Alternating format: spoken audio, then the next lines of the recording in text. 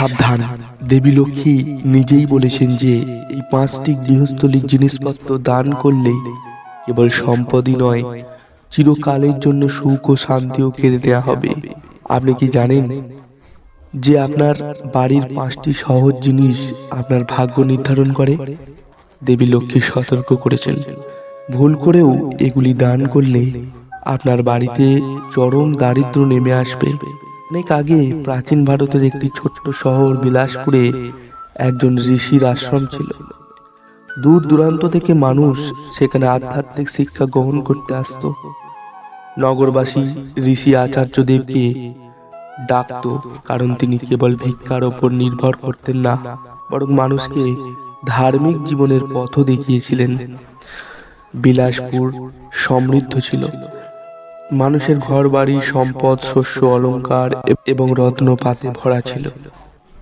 নগরবাসী বিশ্বাস করত যে এসবই দেবী লক্ষ্মীর কৃপায়। শহরের কেন্দ্রস্থলে দেবী লক্ষ্মীর একটি দুর্দান্ত মন্দির ছিল।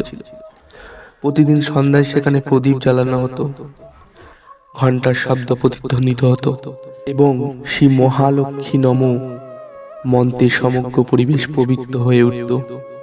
কিন্তু এমন একটি পরিবার ছিল যারা শহরের সবচেয়ে ধনী হওয়া সত্ত্বেও ধীরে ধীরে দারিদ্র্যের মধ্যে পতিত হচ্ছিল। এই পরিবারটি ছিল বাসুদেবজির পরিবার।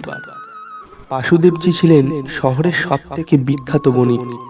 তার প্রচুর পরিমাণে সোনা রূপা ছিল, তার দাস দাসী ছিল, শস্য ভর্তি শস্য ভাণ্ডার ছিল। তবুও কয়েক বছরের মধ্যেই তার বাড়ি জনশূন্য হতে শুরু করে। সম্পদের পরিবর্তে ঋণ বাড়তে থাকে, দাস দাসীরা চলে যেতে শুরু করে এবং বাড়িতে অশান্তি ছড়িয়ে পড়ে। লোকেরা হতবাক হয়ে পড়ে, এত সমৃদ্ধ বাড়ি থেকে দেবী লক্ষ্মীর আশীর্বাদ কেন কেড়ে নেওয়া হয়েছিল? বাসুদেবজিও চিন্তিত ছিলেন। একদিন রাতে তিনি চিন্তায় ঘুমাচ্ছিলেন। এমন সময় তিনি স্বপ্নে দেখলেন, স্বপ্নে দেবী লক্ষ্মী আবির্ভূত হলেন। তার মুখ থেকে এক ঐশ্বরিক আভা বেরিয়ে এল। তার 4 হাতে তিনি একটি পদ্ম, একটি শঙ্খ, একটি গদা এবং একটি পাত্র ধারণ করেছিলেন, যা সোনার মুদ্রা বর্ষণ করে। তার হাসিতে প্রশান্তি ও করুণা ভরে গেল, কিন্তু তার চোখ দুটো একটা কঠোর সত্য লুকিয়ে রাখল। মা বললেন, বাসুদেব, তুমি দুঃখিত কেন? তোমার কি মনে নেই যে সম্পদ রক্ষা করাও এক ধরনের তপস্যা? তুমি তোমার ঘর থেকে বারবার 5টি পবিত্র জিনিস দান করে আমার ঘরকে অপবিত্র করেছ, তাই আমি তোমার ঘর ছেড়ে চলে এসেছি। বাসুদেব হাত জোর করে বললেন, মা, আমাকে ক্ষমা করো। দয়া করে বলো, কোন 5টি জিনিস দান করলে ঘরে দারিদ্র্য আসে?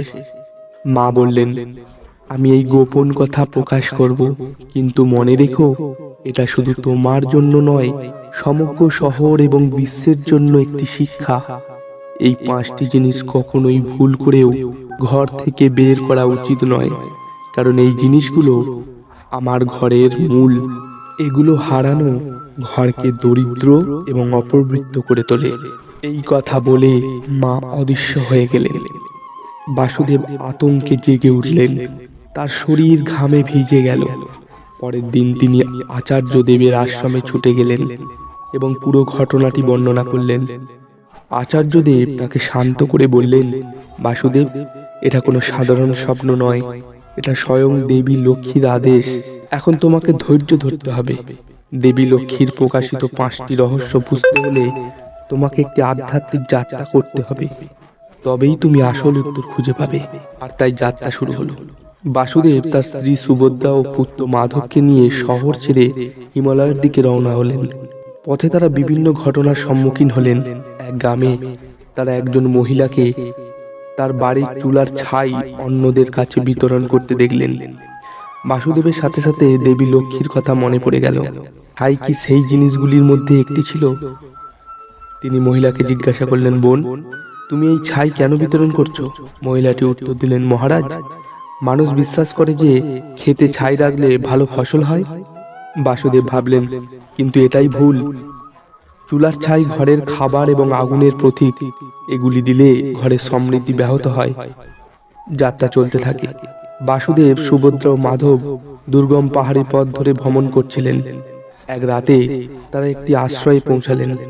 সেখানে একজন বয়স্ক সন্ন্যাসী ধ্যানে মগ্ন ছিলেন। সন্ন্যাসী বাসুদেবের দিকে হেসে বললেন, আপনি দেবী লক্ষ্মীর 5টি রহস্য জানতে চান, তাই না? মনোযোগ দিয়ে শুনুন। এই প্রথম জিনিসটি হলো চুলার ছাই। এটি কাউকে দেবেন না। এটি লক্ষ্মীকে ঘর থেকে তাড়িয়ে দেয়। বাসুদেব প্রণাম করে রহস্যটি মুখস্থ করে ফেললেন।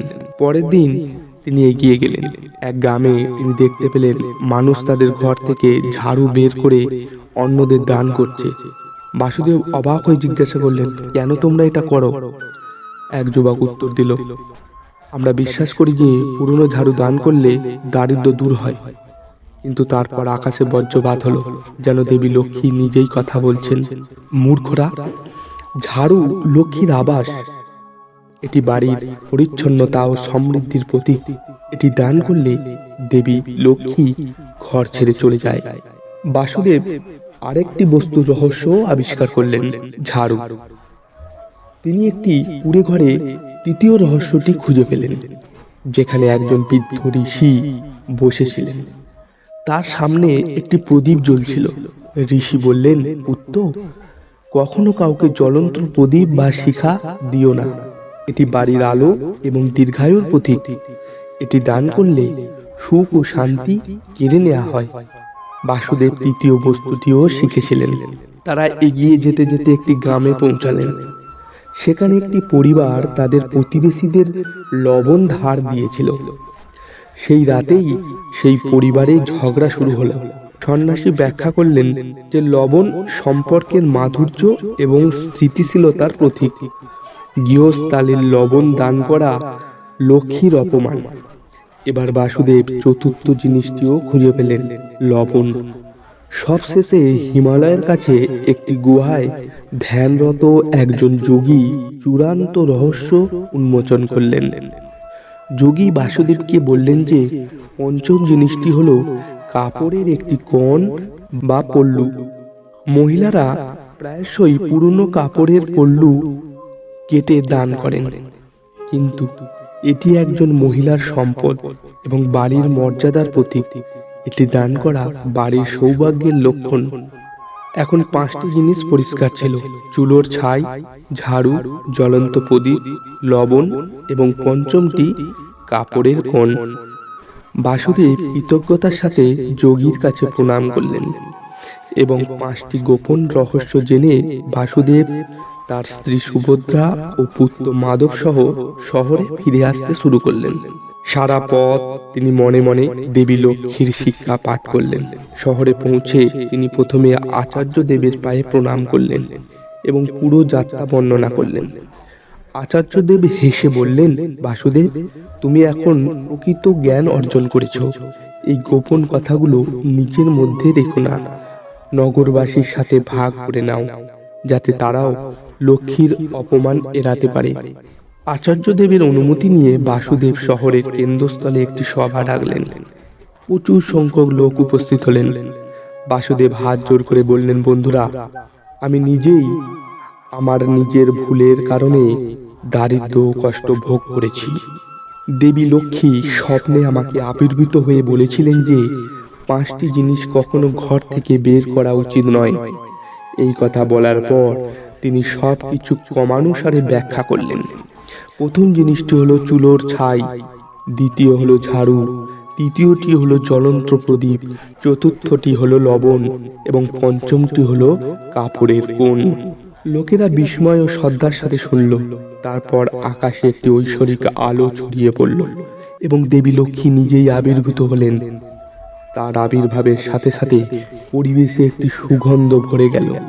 মন্দিরের ঘণ্টা স্বয়ংক্রিয়ভাবে বেজে উঠল এবং আবেগে অনুভূত লোকেরা তার পায়ে প্রণাম করল। মা বললেন, বাসুদেব যা বলেছেন তা সত্য। জেনে রেখো যে এই 5টি জিনিসই আমার আবাসের মূল। যে কেউ এগুলোকে তাড়িয়ে দেয়, সে আমাকে তার নিজের ঘর থেকে তাড়িয়ে দেয়। এই বলে মা বাসুদেবের বাড়ির দিকে হাত তুললেন এবং কিছুক্ষণের মধ্যেই তার বাড়িতে সমৃদ্ধি ফিরে এলো। ভান্ডার ভরে গেল, চাকর বাকররা ফিরে এলো, পুরো বাড়িতে শান্তি ফিরে এলো। এই অলৌকিক ঘটনা দেখে শহরের মানুষ হতবাক হয়ে গেল এবং দেবী লক্ষ্মীর প্রশংসা করতে লাগলো। সারা শহরে এই বার্তা ছড়িয়ে পড়ল যে কেউ যেন এই 5টি গৃহস্থলীর জিনিসপত্র অন্যদের দান না করে। লোকেরা তাদের বাড়িতে সাবধানতা অবলম্বন করতে শুরু করলো। যারা আগে কুসংস্কারের বশবর্তী হয়ে ঝাড়ু, ছাই, লবণ, প্রদীপ দান করতেন, তারা তা করা বন্ধ করে দেন। ধীরে ধীরে শহরের প্রতিটি বাড়িতে সমৃদ্ধি ফিরে আসতে থাকে। মানুষ বুঝতে পারে যে দেবী লক্ষ্মী কেবল সোনা, রূপা ও সম্পদেই বাস করেন না, বরং বাড়ির পবিত্রতা, খাদ্য, পরিচ্ছন্নতা এবং মর্যাদার মধ্যেও বাস করেন। বাসুদেব এখন শহরের একজন আদর্শ হয়ে উঠল। তিনি ইতিমধ্যেই ধনী ছিলেন, কিন্তু তিনি তার সম্পদ ধর্ম ও সেবায় উৎসর্গ করতে শুরু করেন। তিনি দরিদ্রদের জন্য একটি খাদ্য বিতরণ কেন্দ্র তৈরি করেছিলেন, কিন্তু তিনি সর্বদা 5টি গৃহস্থলীর জিনিসপত্র দিতে অস্বীকৃতি জানাতো। যে কেউ এই জিনিসপত্র চাইতেন, তিনি বিনয়ের সাথে বলতেন, ভাই, এটা দেবী লক্ষ্মীর মর্যাদা, এগুলি দিলে কেবল আমার নিজের নয়, তোমারও ক্ষতি হবে। মানুষ এই শিক্ষাকে আন্তরিকভাবে গ্রহণ করে। সময়ের সাথে সাথে বিশালপুর শহরটি দারিদ্র্যহীনতা বা কারো বাড়িতে কোনো দ্বন্দ্ব না থাকার জন্য বহু দূর বিখ্যাত হয়ে উঠল। সবই ছিল দেবী লক্ষ্মীর শিক্ষার ফল। মাঝে মাঝে দেবী লক্ষ্মী বাসুদেবকে আশীর্বাদ করার জন্য শহরে আসতেন এবং নাগরিকদের মনে করিয়ে দিতেন যে লক্ষ্মী কেবল সম্পদের দেবী নন, ভারসাম্য, সংযম এবং মর্যাদারও শক্তি। পরিশেষে বাসুদেবের জীবনের সবচেয়ে বড় শিক্ষা ছিল যে লক্ষ্মীর আশীর্বাদ কেবল কঠোর পরিশ্রমের মাধ্যমেই নয়, বরং সাজসজ্জা মেনে চলার মধ্যেও পাওয়া যায়। দেবী লক্ষ্মী কেবল সম্পদের দেবী নন, পবিত্রতা, মর্যাদা এবং ভারসাম্যেরও শক্তি। কঠোর পরিশ্রম এবং সদাচারের পাশাপাশি ঘরে সমৃদ্ধি বজায় রাখার জন্য সাজসজ্জা মেনে চলাও অপরিহার্য। এই 5টি জিনিসকে লক্ষ্মীর আবাস বলে মনে করা হয়। চুলার ছাই, ঝাড়ু, জ্বলন্ত প্রদীপ, লবণ এবং কাপড়ের এক কোণ। এগুলি ঘর থেকে বের করে দেওয়ার অর্থ হলো লক্ষ্মীকে বিদায় জানানো। বন্ধুরা, ভিডিওটি কেমন লাগলো অবশ্যই জানাবেন, এবং ভিডিওটি ভালো লাগলে ভিডিওতে একটি লাইক করবেন এবং কমেন্ট বক্সে লিখবেন জয় মা লক্ষ্মী।